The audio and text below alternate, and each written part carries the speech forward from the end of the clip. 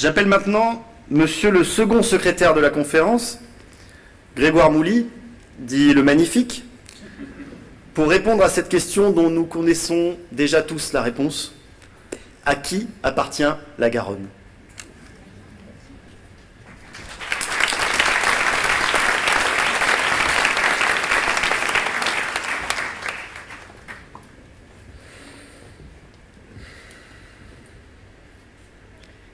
Il existe depuis la nuit des temps des questions existentielles qui restent encore à ce jour sans réponse.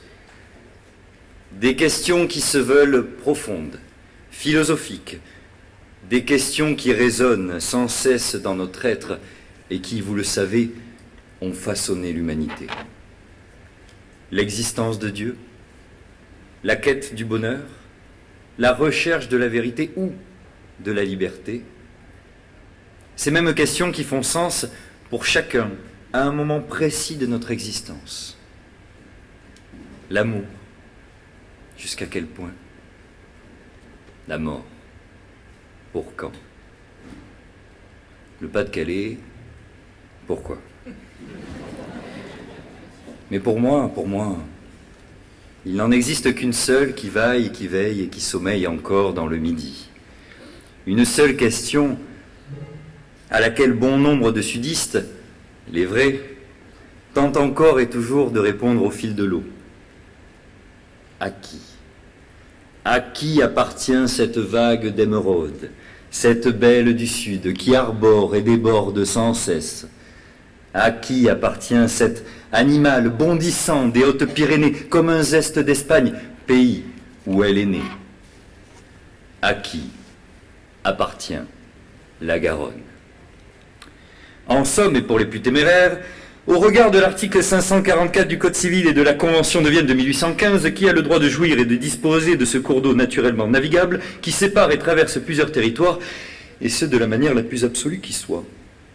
C'est la question à laquelle nous allons tenter de répondre durant les 45 prochaines minutes. Je fais ce que je veux. Alors donc je vous en prie, mettez-vous à l'aise, rassurez-vous, il y aura bien sûr un entracte. Avant que l'on m'apostrophe, je tiens à rassurer l'assistance. Malgré ses origines hispaniques, la Garonne est un fleuve bien français, puisqu'il semble que personne ne soit à l'abri aujourd'hui de cette question de société bien trompeuse. Mais laissez cela de côté et embarquez avec moi. Imaginez-vous sur ce bateau ivre, maître incontesté de 647 km de flot interminable, voguant sur cette Amazone, chevauchant le lit de cette maîtresse indomptable et capricieuse qui pourrait couper la Charente, la Loire au bord fleuri, ou même la Seine dans Paris. Et moitié verte, moitié blanche, se jetterait alors dans la Manche. Elle pourrait boire la Saône, boire le Rhin, après le Rhône, de là se dirigeant vers l'Est, absorber le Danube, à Pest. Et puis, ivre à force de boire, elle grossirait la mer Noire. Elle pourrait, dans sa furie, pénétrer jusqu'en Sibérie, passer l'Oural et la Volga, absorber ou traverser tout le Kamtchatka. Et finalement, pareil à ces singes en hiver, s'égarer et redescendre aux confins du Yangtze-Kiang. Mais c'est l'océan qui lui tend les bras, brodé d'écume blanche et parfumé de sel. C'est là que se prépare sa nouvelle vie, un mariage avec la Dordogne. Car avant de se jeter dans cet horizon bleui, triste, elle quitte son pays de Gascogne. C'est là, enlacée déjà par l'épouse fatale, que dans un dernier effort, elle grandit, elle s'étale, alors multipliant ses ondes épandues, superbes, débordant au loin les étendues, elle entre dans l'orgueil sublime de sa propre mort. Ah, j'entends déjà râler et railler au loin. Encore un secrétaire qui prose en alexandrin. Quel esprit! L'un rime et l'autre improvise en musique. Cela ne s'est jamais vu, ô Dieu, c'est unique. À cela, et parce que je sais que l'on ne peut contenter tout le monde, et je fais ce que je veux. Encore 35 minutes. Pour les autres, à vos rictus contris, je vois bien que certaines personnes mal avisées et venues de lointaines contrées sont à deux doigts de dénigrer cette voix limoneuse, raillant sa robe havane, qui semble un peu fade, il est vrai, mais ceux-là n'auront rien compris. Alors bien sûr, ce n'est pas la Seine, ce n'est pas le bois de Vincennes, mais il est bien joli tout de même, notre courant de diadème. Car ce lit de diamants est serti de cités fantasques qui apparaissent et disparaissent au gré de l'ondée. Deux d'entre elles, et non des moindres, cachent en leurs yeux une rancune séculaire. Telle Athènes et Sparte avant elle, un combat légendaire tient place pour caresser les courbes sinueuses de cette nymphe fluviatile.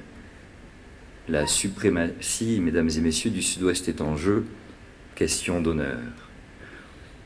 L'une d'elles, c'est la Ville Rose, dont je suis l'orphelin, l'exilé, je suppose, et qui est fabuleusement représentée ce soir. L'autre, ce port de la Lune, terre sur laquelle, dit-on, croît la fortune. Hier encore, je gaspillais le temps de ma jeunesse près de cette onde inconnue, et aujourd'hui ce temps je le caresse, la regardant sans cesse se perdre dans son lit. Et c'est à moi, et oui, à moi seul, abandonné de l'une, recueilli par l'autre, à moi qu'il est donné d'arbitrer ces deux éternels rivales, et ce, bien entendu, vous l'imaginez, de manière tout à fait impartiale. Il faut savoir que quand un Toulousain rencontre un Bordelais, les débats sont souvent vifs et passionnés. Alors j'entends déjà la cohorte de clichés. D'un côté, c'est le vin, élu meilleur vin du monde, par un jury bordelais. Et de l'autre, la confrérie de la Violette. On va jaser sur le sport. Bordeaux, je ne parle pas de votre déviation culturelle que vous appelez football. Vous avez peut-être les lettres et l'esprit, mais vous ne connaissez définitivement rien au rugby. Alors je vais en décevoir beaucoup ce soir, mais au fond, moi seul connais la vérité de ma position. De mon Olympe, j'ai été spectateur d'une scène peu commune qui dépasse les pelouses et les tribunes, et je m'en vais ce soir vous la conter.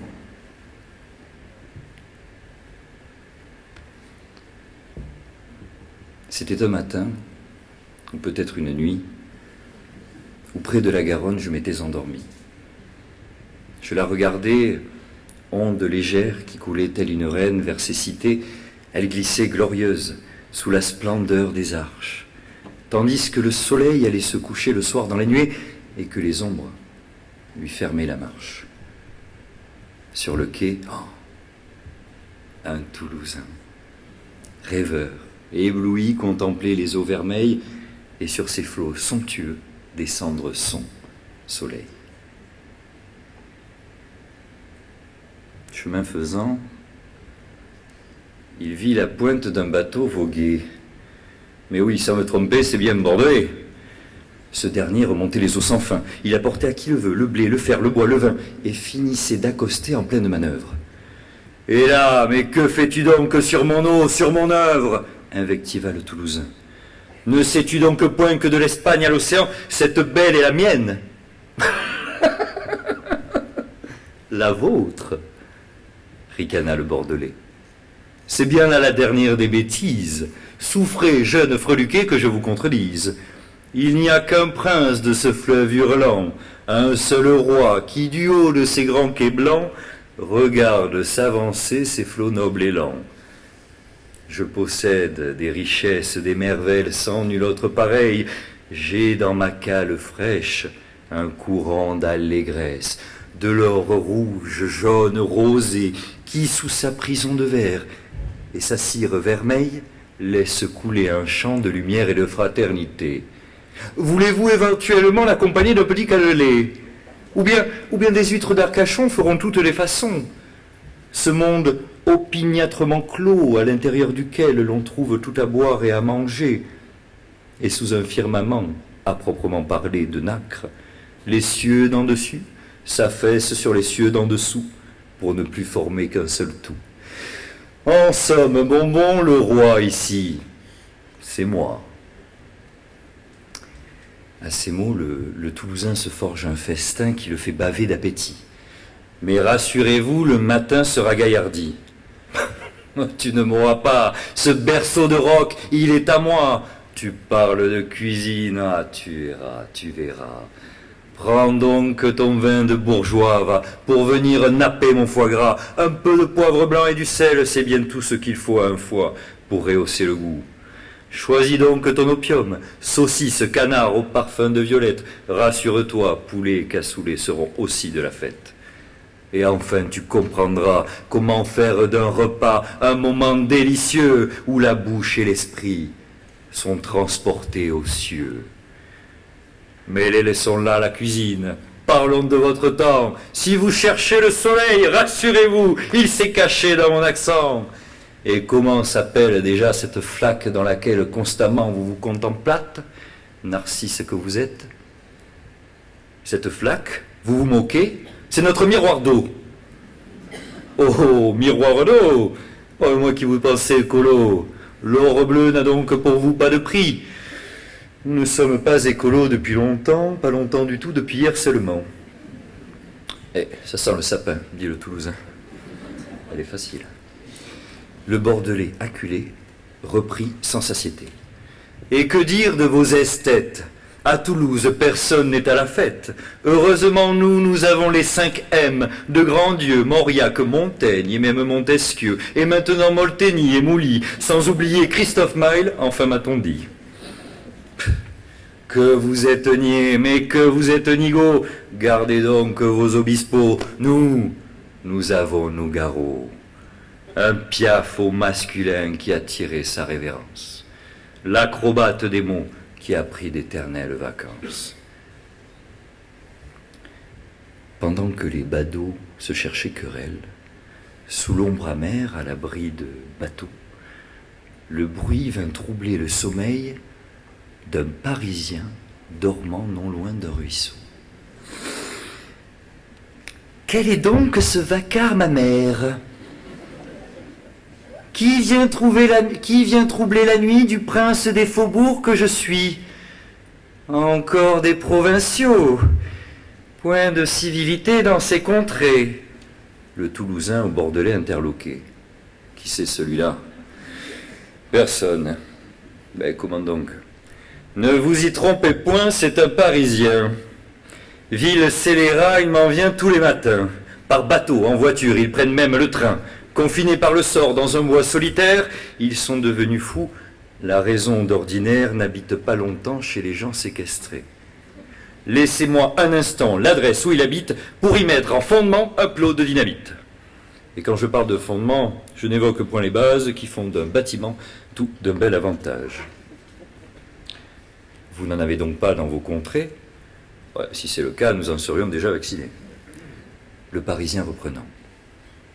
Je me présente, prince du dédain, roi du mépris. Je suis le mouton noir qui guidera votre troupeau. Mais comment faites-vous pour tout faire aussi mal? Le faites-vous exprès ou est-ce congénital? Moi, je n'ai ni Dieu ni maître, à part mon Jupiter, mon Emmanuel chéri, mon Macron si solaire. Avec le courage qui me qualifie, je viens arroser la France de mon esprit. Car sachez-le, ce pays m'appartient. Quittez donc ces eaux et ces lieux croupissants, pourquoi vous battez-vous pour ce fleuve répugnant? Excédés, les eaux montent, la terre tremble. C'est le pompon, dit la Garonne. Pardon, c'est vraiment le summum. Comment osez-vous croire, sot et malandrin, vous, que de ma personne, vous pourriez être les maîtres, et vous, le Parisien, méfiez-vous de l'eau qui dort. Le Parisien excédé. Quelle est donc cette farce? Va-t-elle enfin se taire, la garce? À ces mots, la Garonne lui répondit. Elle hurle, bouillonne et quitte son lit. Elle tremble et craque et ses tumultueux flots emportent sans vergogne l'impétueux Parigot. Le Toulousain apeuré, et une telle montée des eaux qu'il eût cru. Le Bordelais, venez avec moi. Le Bordelais s'enfuit. avec lui le Toulousain. Mais l'on ne vit plus aucun bout du Parisien. Et c'est ainsi que les deux amis, comme deux fleuves dans la nuit, s'en allaient rêveurs et téméraires, se perdre dans les eaux encore amères. Voyez, mes chers confrères, il tient un peu de choses que les plus vieux rivaux se tiennent la main, que nos pierres soient blanches ou notre ville rose, Lutèce restera toujours notre ennemi commun. Mesdames et messieurs, en vos titres et qualités, que je n'ai pas le temps de tous citer vu qu'il ne me reste que 20 minutes de discours, vous l'avez entendu, ce soir j'ai voulu m'essayer aux arts majeurs, le 5e plus exactement, qui est la chose poétique et qui laisse dans son sillage un sillon romantique. Alors certes, j'aurais pu vous parler de cette métamorphose que nous vivons, qui, sur l'écran noir de mes nuits blanches, me laisse perplexe, que sur le plan technique, nous voilà triomphants, mais pour ce qui est de l'humain, nous restons défaillants. J'aurais pu vous parler de ces technologies nouvelles, ouverture des frontières, les réseaux dits sociaux, liaisons singulières. Vous parler de ces pays émergents qui veulent de la place, le travail, la famille, tout cela se déplace. Que si les marchés s'adaptent, et souvent s'y prélassent, nombreux sont ceux que de tels changements fracassent. Ceux qui sont alors tentés de tourner leur regard vers des solutions radicales ou barbares. J'aurais pu vous parler de ce contexte pesant qui marque notre époque, mais à quoi bon? J'ai préféré cacher sous les mots du poète la triste réalité qu'on ne peut dire qu'en prose.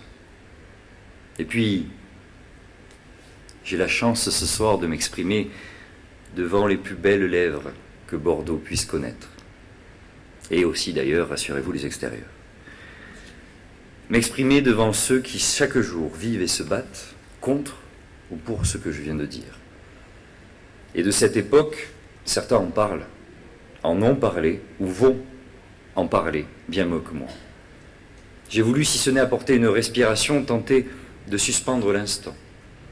Cet instant qui, durant quelques secondes, des minutes maintenant, me rappelle que nous ne sommes peut-être pas autant à plaindre que cela.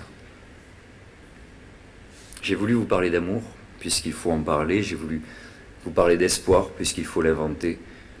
J'ai voulu parler des rêves que vous ne pouvez vivre. J'ai voulu vous parler d'alcool, pour que vous soyez ivres. Mais je crois que pour ça, vous n'aurez pas besoin de moi ce soir. Et c'est pourquoi j'ai préféré parler de l'éloquence d'un fleuve qui ne tarit jamais. Comme d'autres ici, j'en suis l'enfant. Moi, Toulousain, la Garonne, c'est un peu mon trait d'union avec vous. Alors vous retiendrez ce que vous voulez, peut-être pas grand-chose. Dans ce discours, il y avait un début à tout ou une fin à rien. C'est selon. Et pour terminer en toute humilité, et surtout comme j'ai pu l'apprendre à Bordeaux, en toute simplicité, j'aimerais ce soir porter un toast.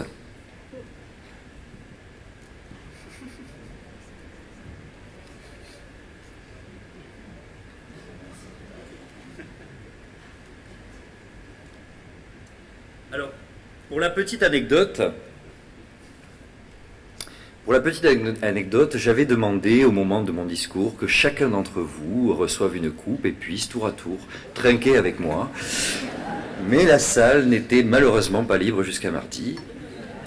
Dans ce cas, je ne vois qu'une seule solution. Félix, me ferais-tu l'honneur d'être une dernière fois mon premier? On peut l'applaudir s'il vous plaît.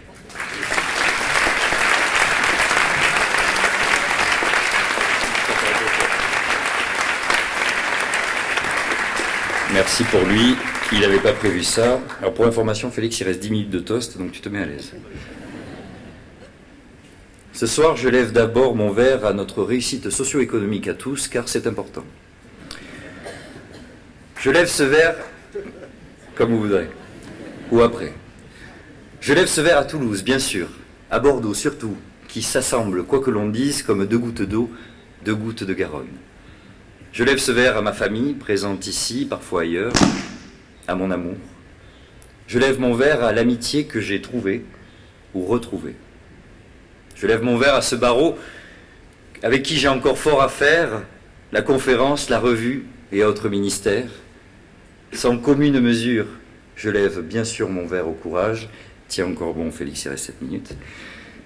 Ce soir je bois à nous, je bois à vous, je bois au trait d'union qu'a été et qui est toujours la Garonne à mes yeux.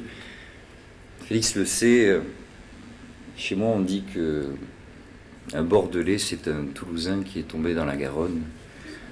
Mais je peux vous dire que certaines chutes peuvent parfois avoir du bon. À votre santé.